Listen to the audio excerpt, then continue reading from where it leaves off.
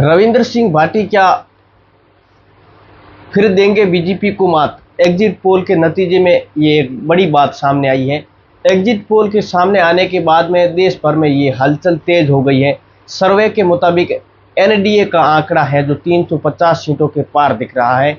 वहीं इंडिया गठबंधन के लिए ये एक बड़ा झटका है। लेकिन राजस्थान में एग्जिट पोल हैं, उनके नतीजे हैं जो बिल्कुल उल्टे हमें नजर आ रहे हैं। क्या नजर आ रहे हैं? राजस्थान की लोकसभा सीटों पर खेल बदलता हुआ दिखाई दे रहा है। साल 2014 और 2019 की तरह इस बार बीजेपी हैट्रिक लगा पाने से दूर हो सकती है, क्योंकि कई एग्जिट पोल में बीजेपी 20 सीटों से नीचे जाती हुई दिख रही है। हालांकि इन सब के बीच में बाड़मेर सीट पर मुकाबला है जो कड़ा नजर आ रहा है। हॉट सीट बाड़मेर में रविंद्र सिंह भाटी का पलड़ा है जो 3 एग्जिट पोल में भारी दिखाया गया है। इंडिया टुडे, माई एक्सिस और एग्जिट पोल के मुताबिक अन्य 1 से 2 चाणक्य के सर्वे में और अन्य के लिए 2 और TV9 भारत में रविंद्र सिंह भाटी का जीत का दावा किया गया है। इन सर्वे की हम माने तो निर्दलीय प्रत्याशी रविंद्र सिंह भाटी के लिए बढ़त नजर आ रही है।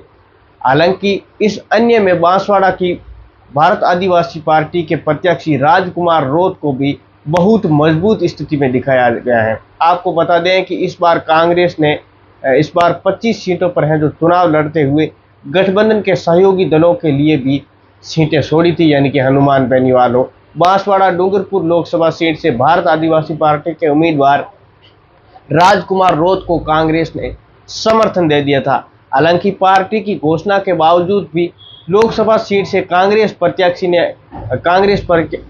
है अरविंद, उन्होंने अपना नामांकन वापस नहीं लिया और चुनाव लड़ा। इसके बाद में इस सीट पर मुकाबला है जो त्रिकोणीय हो गया है। हालांकि वहां पे थोड़ा नुकसान हो सकता है। वहीं एबीपीसी वोटर के मुताबिक बीजेपी को 21 से 23 सीट और कांग्रेस को 2 से 4 सीट। न्यूज 18 के सर्वे में बीजेपी को 18 से 23 और कांग्रेस को 2 से 7। इसके अलावा इंडिया टीवी है जो उनके मुताबिक बीजेपी को 23 से, ऐसे है जो अनुमान आ सकते हैं। हालांकि हम मोटा मोटी देखें तो 4-5 सीटों का बीजेपी को नुकसान हो सकता है। वहीं फलोदी सट्टा बाजार भी कांग्रेस को 4-5 सीटें देती हुई नजर आ रही है। और नागौर में इंडिया गठबंधन के उम्मीदवार जो हनुमान बेनीवाल हैं, उनकी जीत है जो प्रबल हो सकती है। वहीं गंगानगर और टोंक की सीट है, वहां पर मुकाबला कड़ा फंसा हुआ है, यानी कि इन दोनों सीटों पर कांग्रेस अगर जीत जाती है तो 7 इनके खाते में आ सकती है। अब देखने वाली बात यह होगी कि ये जो एग्जिट पोल है, तो दोस्तों अब आपको बता दें कि इस एग्जिट पोल में क्या सच्चाई है वो आप सभी जानते हैं।